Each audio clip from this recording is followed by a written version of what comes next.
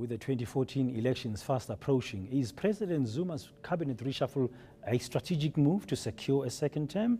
Let's get some more analysis from expert Dr. Dr. Fikeni, who's live in our Pretoria studio this morning. Dr. Fikeni, thank you very much for your time. From your perspective, having had time to digest this news of yesterday's reshuffle, what would be the main reason behind this latest move by President Zuma? I think that the main reason would have been Dina, who was having all kinds of scandals hanging around as allegations against her, and that the parliament was about to announce the outcome of the hearing into her matter.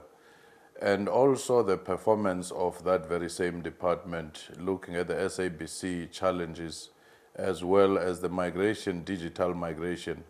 That was the most obvious reason, which should have been responded to by removing her as an individual, and that would not have been a cabinet reshuffle. But now... Yeah, sorry, but because if performance is a case here... have been used.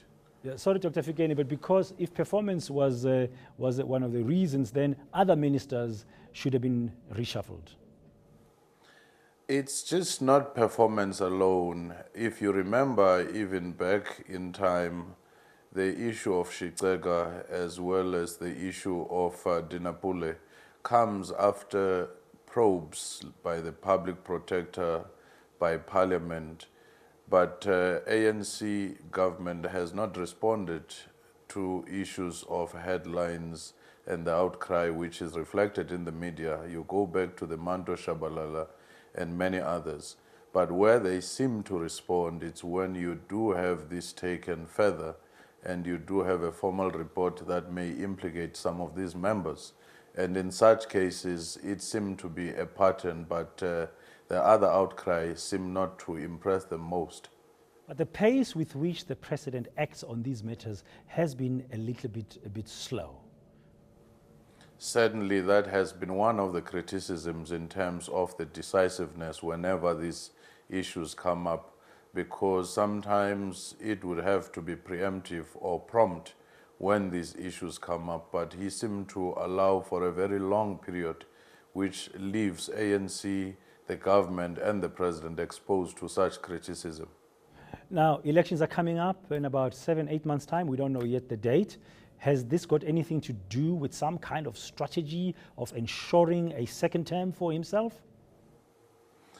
Not necessarily. The second term is guaranteed for him, given the fact that he has just come from an ANC conference which overwhelmingly endorsed him, so he has won that base.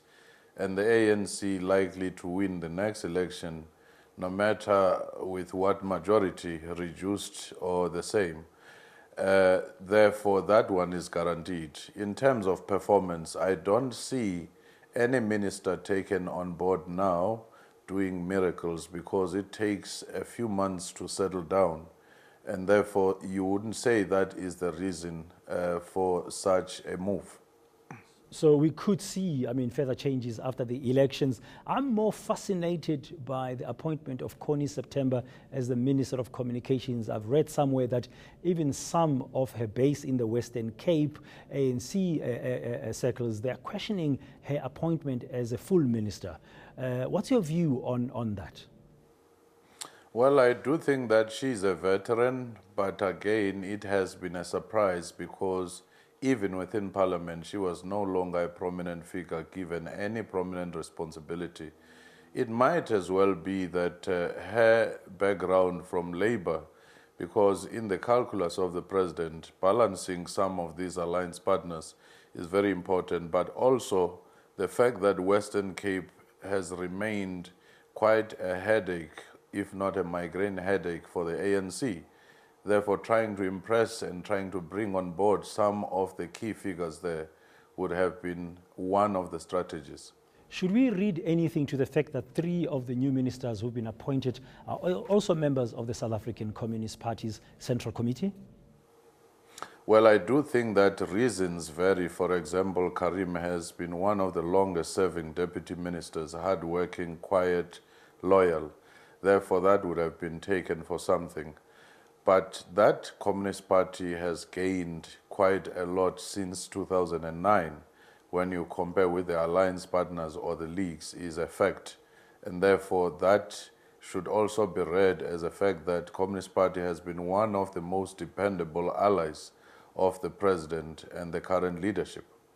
I would like to ask you this. Everybody has commented about, we're not surprised to see Thoko Sexwale go, but I mean, he's tried before to go for presidency and get more political power within the ANC before Pulukwane, and also while Thabo Mbeki was still president earlier, and now with President Zuma. What do you think he should do now? Should he just focus on business? If you were his advisor, what would you be telling him? Well, I think going back as a backbencher in parliament, not even having a portfolio, would be a lot more boring for him, especially a character like him.